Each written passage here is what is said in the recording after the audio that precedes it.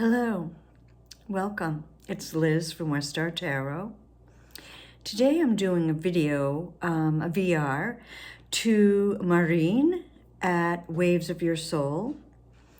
And Maureen recently posted a video she entitled, Oracle Decks I'm Loving Lately.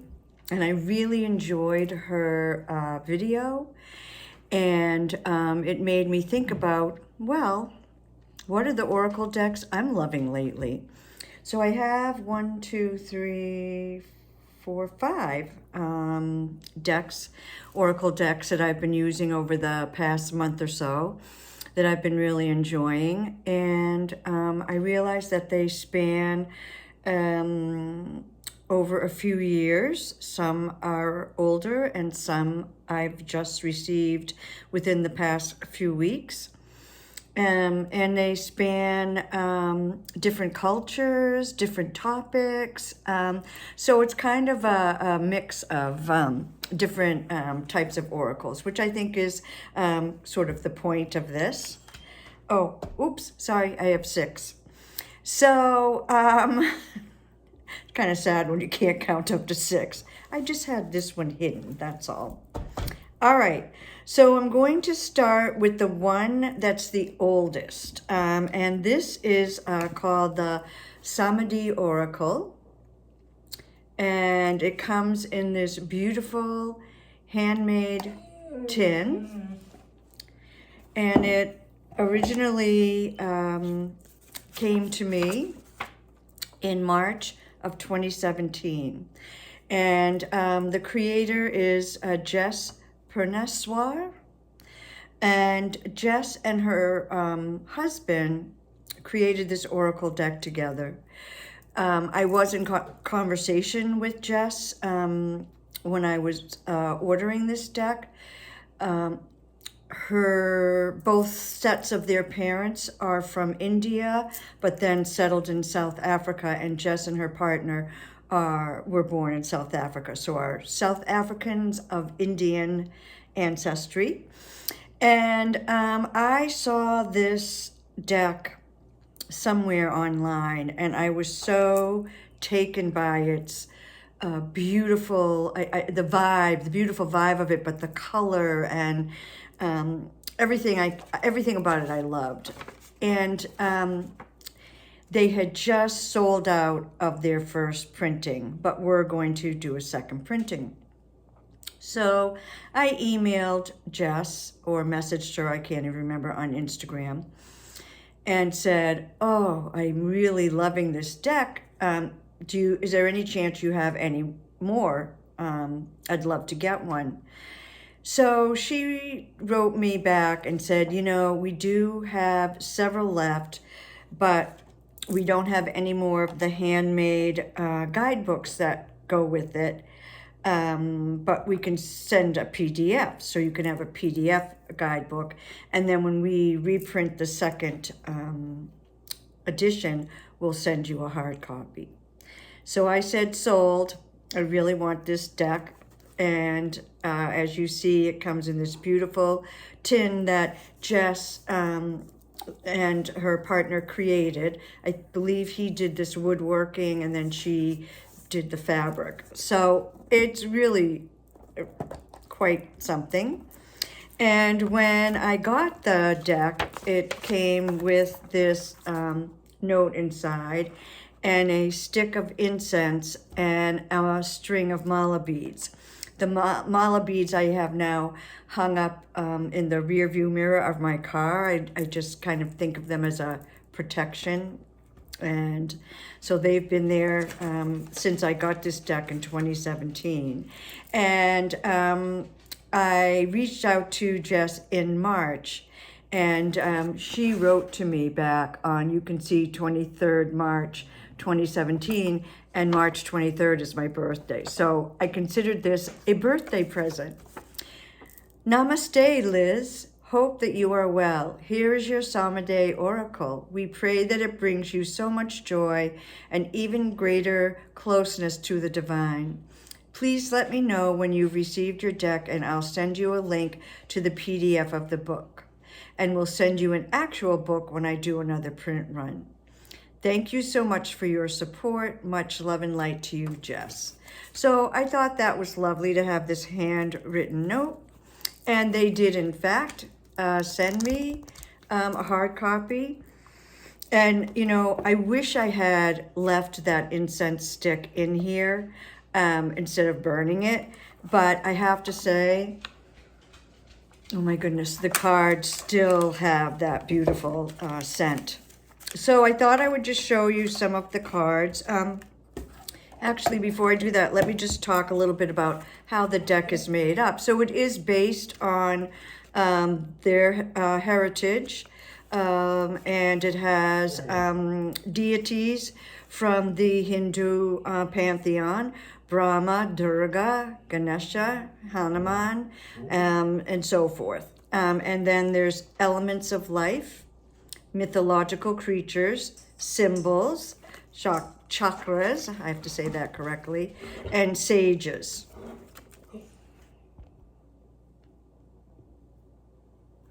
Sorry, I'm having an anxious dog that I'm going to get up and let out.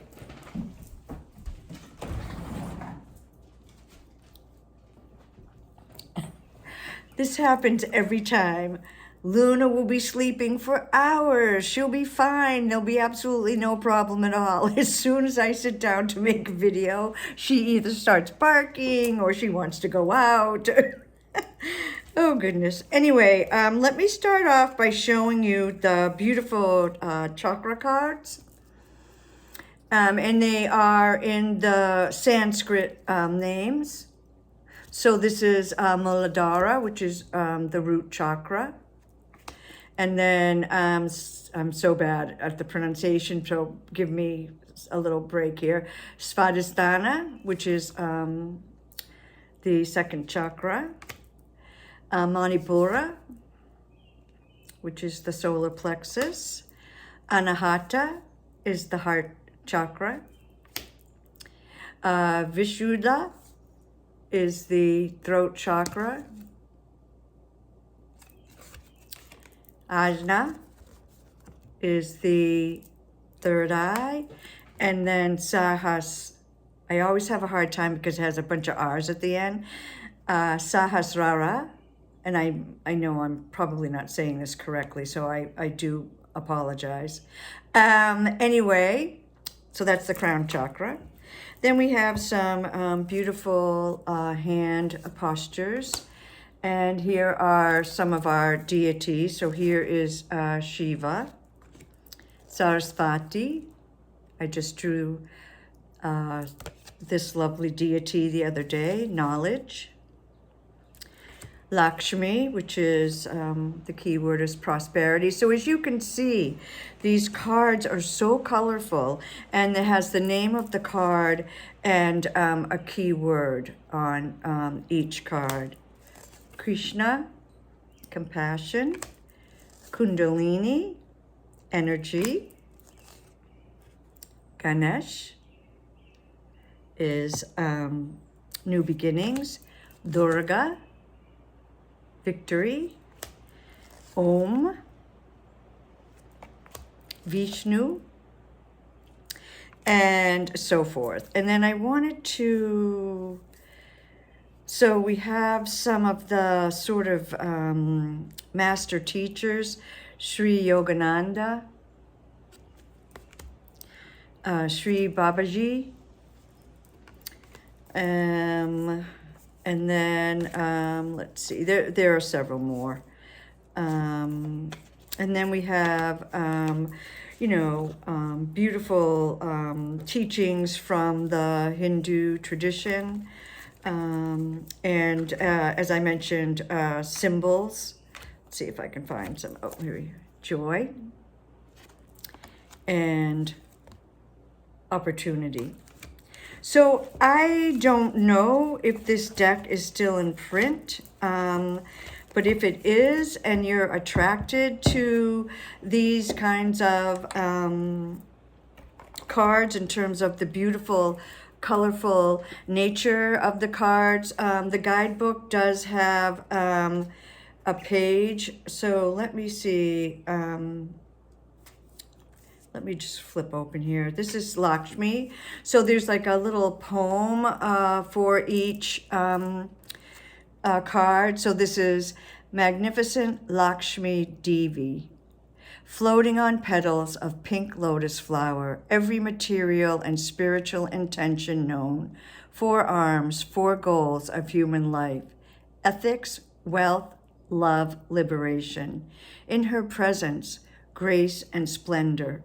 Feel thankful and be blessed with wealth, fortune, and prosperity. So then it has a little message, dear one, and what this card means. And then there's a little bit at the end that says, welcome abundance into your life by chanting Goddess Lakshmi's mantra. And here is the Sanskrit, Shri Mahalakshmi Namaha. I bow to Goddess Lakshmi. So you can, if you draw this card, you can then, throughout that day or however long you leave the card out, you can chant that mantra to kind of bring more energy to the card itself. So that is an old standby favorite that I really love and am so pleased to have in my collection. And I thank Jess very much for sending me that deck all the way from South Africa, and then following up by sending me the guidebook when it came into print. All right, next up is another deck. So that one I got in March of 2017, and this one I got in June of 2017. And it's the Messenger Cards by Sandra Kuntz. And these are animal cards, and I'm going to start off with this one because what started me using this deck again was a couple weeks ago. I don't know, I just felt compelled to pull a card from this deck, and you can see it's Hummingbird, the joy of right now. And I pulled this card, and the next morning I saw the first hummingbird of the season at the hummingbird feeder. So now I'm kind of struck again by this deck, and I'm going to keep using it. In this deck, you'll see, I'm going to show you a few of the cards. There are multiple hummingbirds, there are multiple crows and ravens. Some animals is just one of, and then other animals there's multiples of. So here's the another hummingbird card, a message of love. And so when I think of hummingbirds, I really do think of joy and love. But I also think of feistiness, because if you've ever seen them at the feeders, they're really feisty. Don't take my share of the nectar. This is the leader. Oh, and these are the backs of the cards. Mother Earth. And it's an interesting range of art styles here. This is owning your power, which is another crow or raven. Release the past. So we can see there's sort of this full color, and then there's this one, and then there's this one. So it's a really interesting variety of, it's all Sandra's artwork, but she has, changed up how she's done it. This is Gentle Awakening, Community, the Creative Force, so more crows, Pearls of Wisdom, the Keeper of Magic, Trust Yourself, Compassion, Across the Sky, and this is one of my very favorites, Fertile Ground, The Truth of Others, and I'll end here with The Messenger, which is also the backs. So the guidebook is interesting. I'm just going to flip open. So where's this? The Truth of Others I flipped open to, which is this one. And what Sandra says here is, Without our relationships, we would have no gauge to measure ourselves. However, when we focus on the journey of another instead of ourselves, we lose sight of our own truth and path. To honor the truth in another takes great courage. We believe it would be easier if others would change their behavior to complete the picture of our life and bring what is missing. What is manifesting in our outer reality is a reflection of the beliefs we carry. So trying to alter someone's truth and behavior is a painful exercise in trying to fix and control what is outside of us. And it just goes on. There's a long page. I won't read the whole thing. But these, this is an interesting combination of sweetness and, powerful punch. And each card is kind of a mixture. Some lean more one way than the other.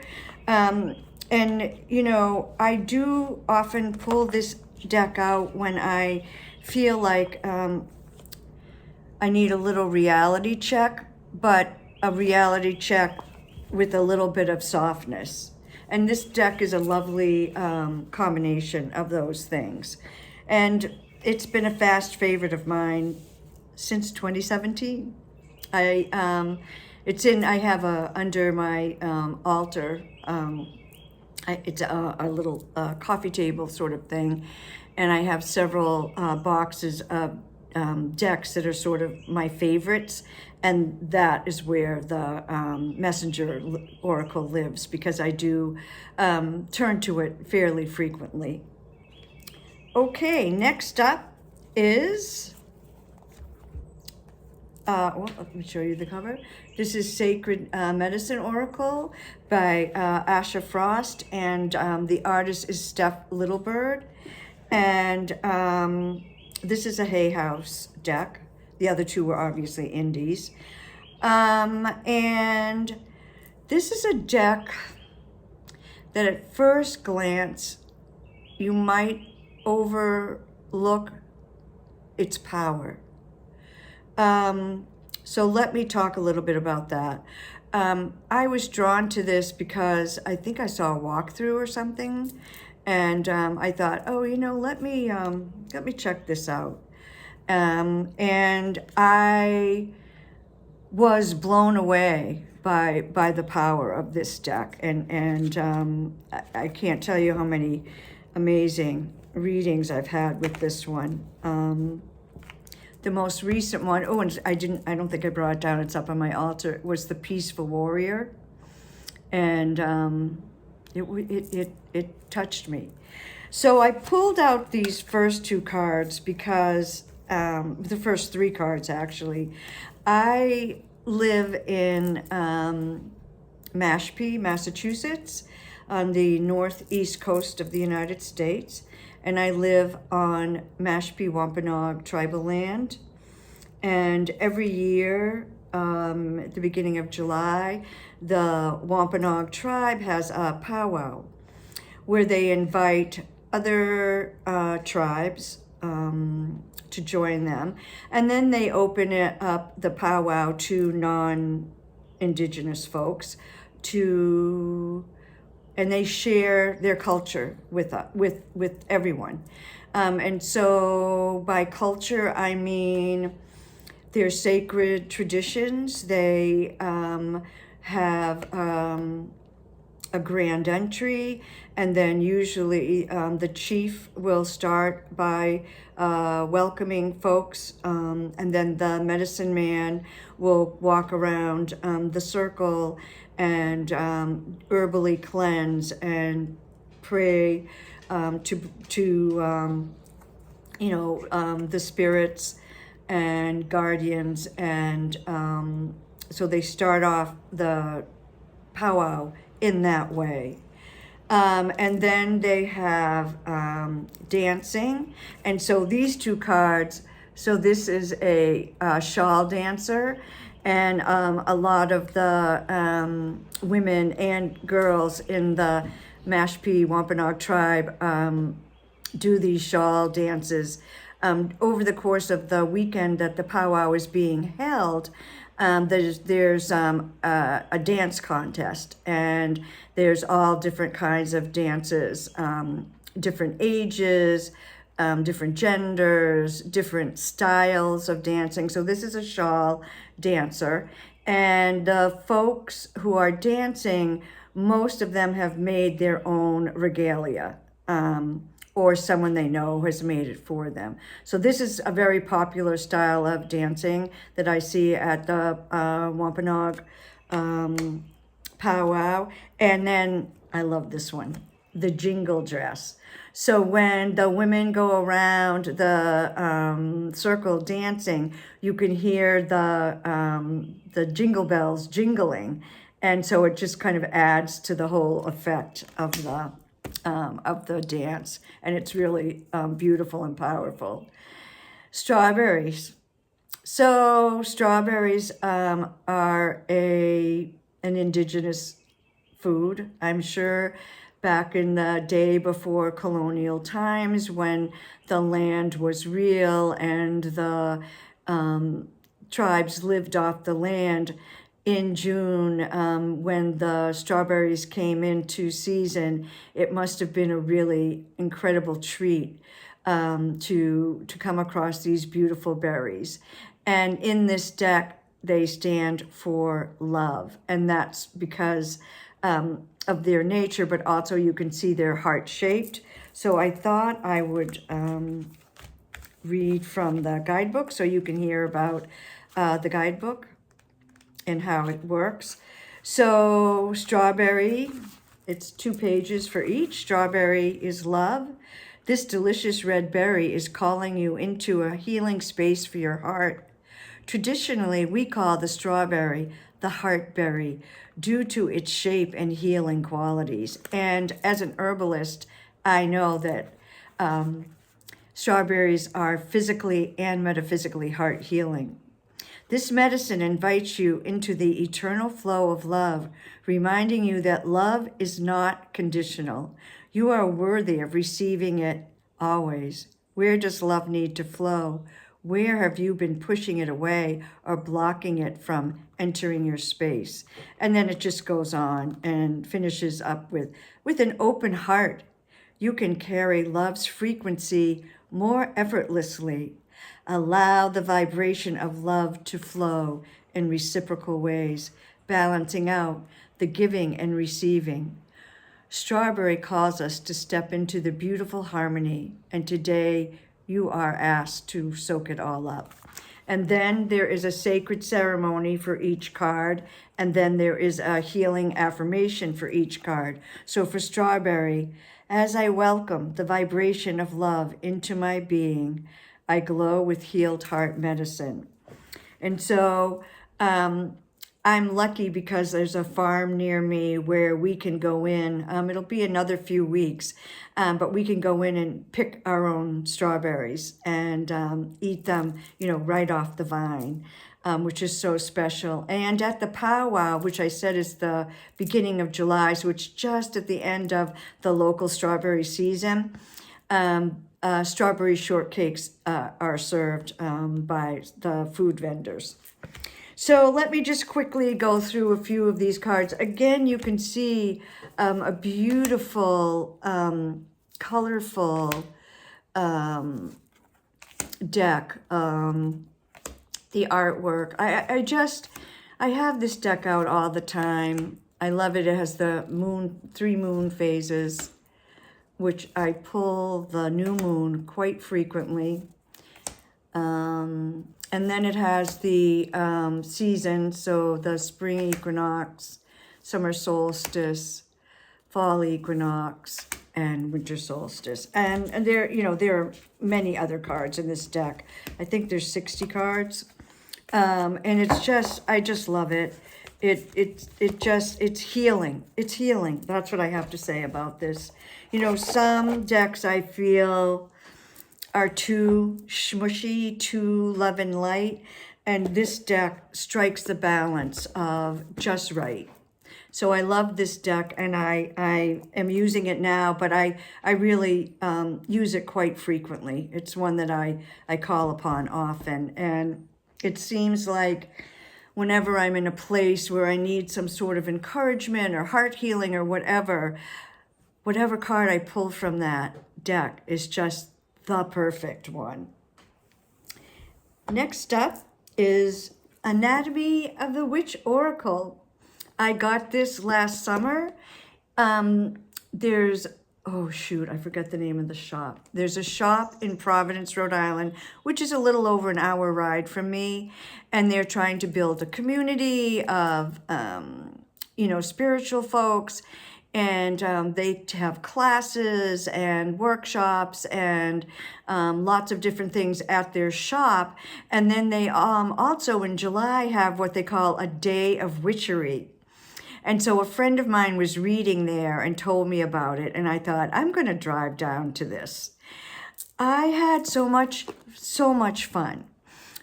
Christopher Penzak was there, and I took a workshop with him. The workshops cost $13. The entry to the event was free. The workshop was an hour long, and it was on ancestry and how to connect with our ancestors. But then also Laura Tempest Zakroff was there, and she was selling some of her products, including this Oracle deck. You may know Laura for her really great book called Sigil Witchery, which I have, and I learned an interesting lesson. I'm not artistic at all, and Laura is a graduate of the Rhode Island School of Design, which is a really famous art school in our area, but I think it's known all over the United States as a really special training ground for all kinds of arts. Jewelers, painters, weavers, sculptors, you name it. And Laura was there selling some of her things, including her book. And I said, I have your Sigil Witchery book. I really like it. I said, but I'm so not an artist. And she said to me, I know when you start working with the sigils, it takes a lot of practice. And I thought to myself, oh, right. I just expected to see the sigil in the book and immediately be able to draw it the way Laura had drawn it. A woman with artistic training and who understands that you have to practice. So that was really enlightening for me, rather than throw in the towel and say, ooh, I'm a terrible artist. It was like, oh, you need some practice. So that was a lesson learned.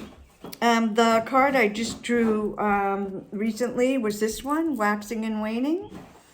And it was the perfect question to, answer to the question I asked. And when I first pulled it, I thought, huh? And then when I thought about it and I read in the guidebook, I thought, oh, this is exactly right. This is just the answer for me. So it's a guide for the embodied witch. And it's Laura's art, and she talks, here's a lovely picture of the creator and artist, Laura. I think she goes by her middle name, Tempest. So here's what she has to say. We have a tendency to look for influences outside of ourselves to determine our path. But more often than not, the answers we're looking for are already present within us. Or more specifically, we are present within it, the most magnificent tool in our possession, the body. This oracle is designed to help you be more empowered in working with your body and in uncovering the innate knowledge you already possess to guide you in your life. Not just talking about your physical body, but also your magical or metaphysical body as well. So the artwork is somewhat simple, but beautiful, and again, colorful. And I have been using this to draw one card at a time for daily guidance. It's just lovely. I'm enjoying it so much. And I just wanted to show that Laura has included some spreads. So although I have been doing a single card pull, she has this one called the Three Cauldrons. And then she has this Anatomy of a Witch spread. And so she talks about doing single card pulls, but then also she has a couple other spreads. And I really enjoy this. Every so often I just pull this deck out and pull a few cards, and I've really been loving working with this lately. And as I said, my most recent card, it spoke right to me. And the funny thing was, when I first pulled it, I thought, what? All right, last two, most recent ones. This is called the Oracle of the Hecatean Path. And Hecate is a deity that I have been working with for a year or so. But I had a book that I read, but it didn't really help me out. And then I became aware of this deck, and I thought, well, let me try this deck and see if it can help me in my deepening my understanding and my relationship with Hecate. And it really has. I haven't even had this deck a month. No, I got it at the end of April. And I'm really enjoying it. It's by Ken Payne and Chris Butler. And it has, how many cards?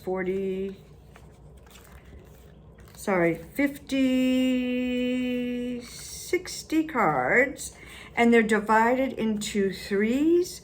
So they are, let's see. So they have 1 through 26 are different aspects of Hecate, and then symbols associated with Hecate, and then Greek gods and goddesses who are associated with Hecate.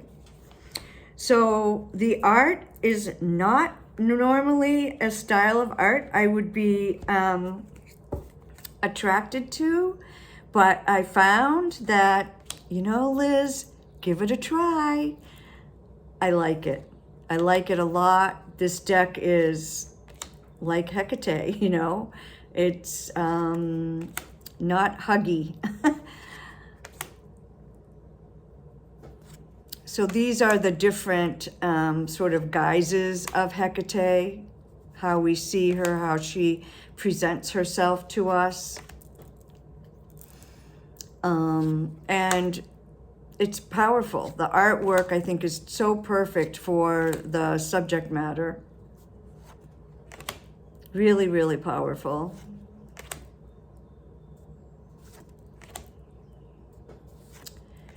So here we see the keys.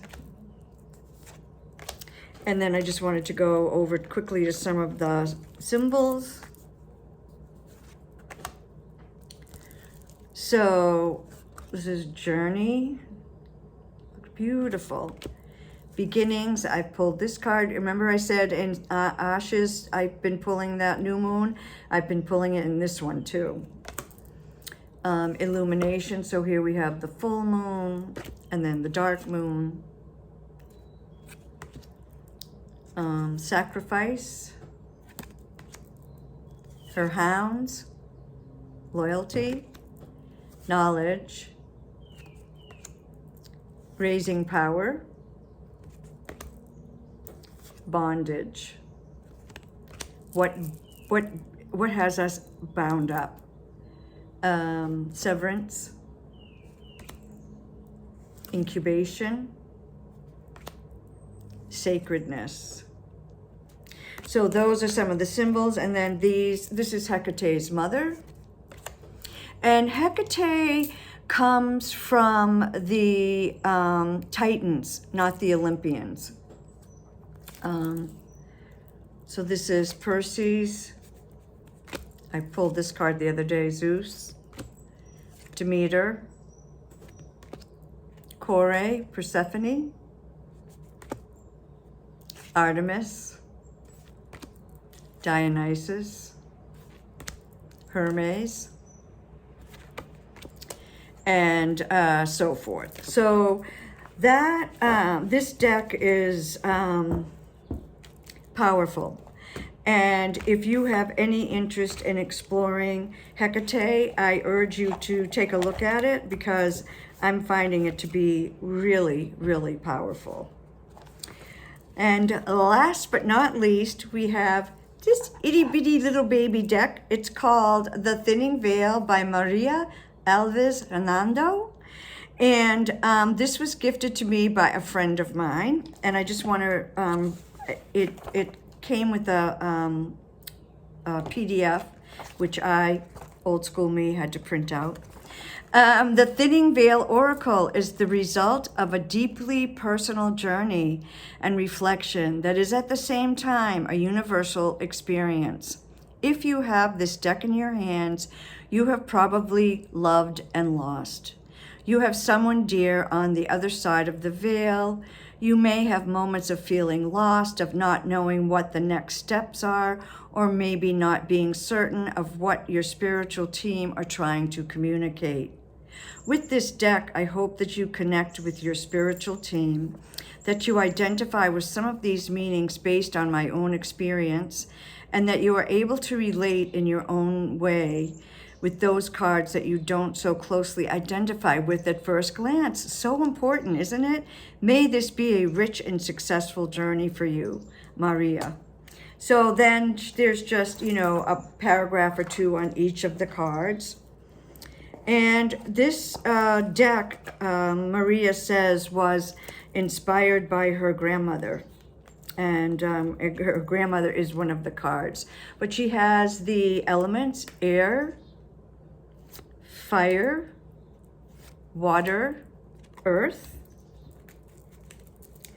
And then she has just a variety of symbols: Hamza, lavender, dreams and serenity, haunting, call for help, spirit board, messages, communication, spiritual team, support, guidance. We have the full moon for power, moth, spiritual message, a sign.